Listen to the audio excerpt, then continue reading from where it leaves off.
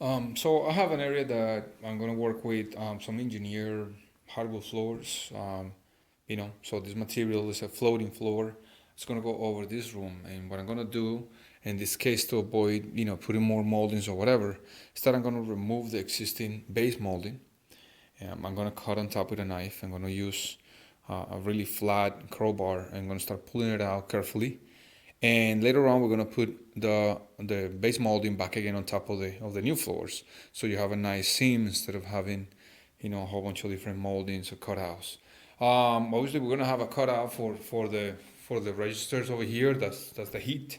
So I'm gonna do that as well, and I'm gonna start coming this way with the hardwood floor. I mean with the engineer floor. So you're gonna have to leave some spacers, meaning a quarter of an inch in both sides for the expansion and the contraction. The same thing in the back and the front. You want to make sure that you have enough room for the material to expand and contract. So clear all the staples, clear all the stuff, clean the floor of the debris and all the stuff, and that's how we're gonna continue. Once you clear the entire room from carpets or other material, if it's a new floor, make sure that it's clean so you don't want to leave a lot of dust. Normally sweep it with a sponge. But now we have a moisture barrier. It's a material.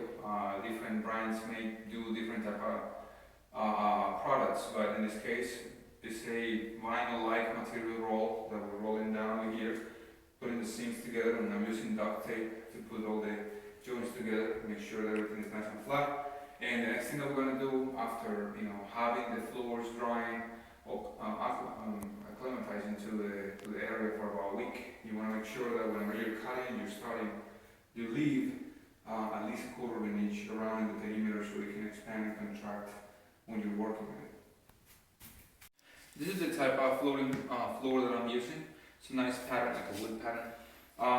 So a few more suggestions, tips, recommendations. When you want to start, obviously try to maintain the groove in a place that you can actually work progressively. In other words, we're going to start from that corner this way. You want to at least leave about 16 inches, and when you're staggering this material, always leave gaps. So if you notice over here, in this section, I have a space under the sheetrock. So what I'm going to do is I'm going to just put a piece of cardboard over here, and I'm going to butter it against the cardboard.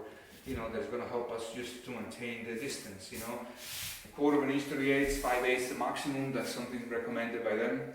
Other situations that you need to have this material drying, getting used to the temperature in the rooms for about a week and a half. 60% humidity from 40 to 60% humidity inside the house. If you're working in a concrete slab or you're working in a soft floor that has a crawl space underneath, you have to put the moisture barrier. That's really, really important.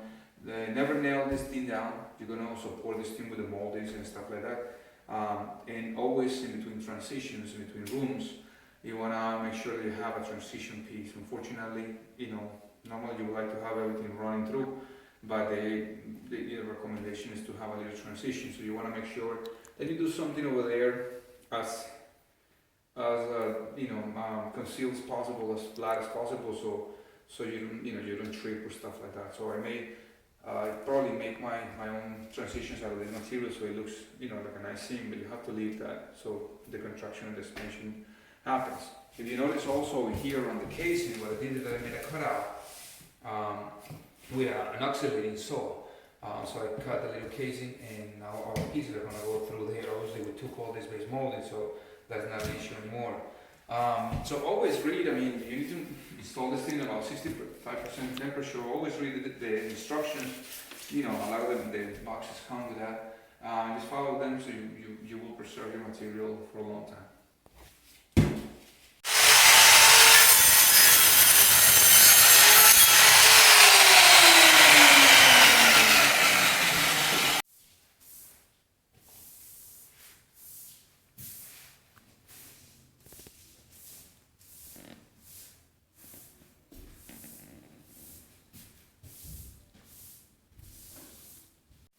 Okay, so as we continue, we want to make sure that all these little grooves are really well anchored over here, really well installed. I mean, if you have like a little 16 of an inch of a gap, you will have problems. So you have to kind of just install it like in a diagonal position and then bring it down with a little bit of pressure. Always keep correcting, making sure that you have the space, the gap that we spoke about. So you have that space for the planks to be able to expand and contract.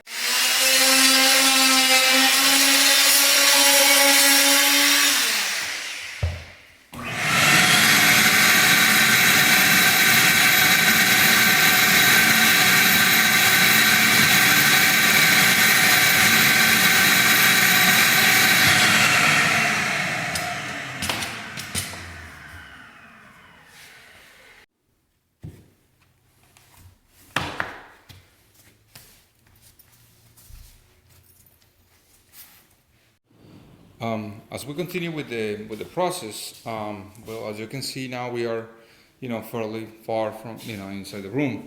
But a few tips: use the cardboards, upside down, so you can actually, put some of your tools, so you don't squash the floors and stuff like that. Obviously, you need to work. This is an occupied house, so you need to work with it. The molds are here for later. A few things, obviously, when you're getting to areas like in this case, you need to make sure that you cut these things in angle using an oscillating saw, different type of saws. Just use your creativity, and just try to make sure that you make nice, neat cuts. As you can notice, I'm trying to leave these edges really nice and straight, so we can put a little transition here. It goes under the casing and here. In some of the areas that are really critical are these ones. These ones are going to have a little more of complexity, because you want to make sure that you have them over here, so it's possible that we're going to have 2 boards in a little section that has to be cut with a table saw, and another type of saw, a circular saw. Just be careful when you're doing that. Use protection, and common sense when you're working that.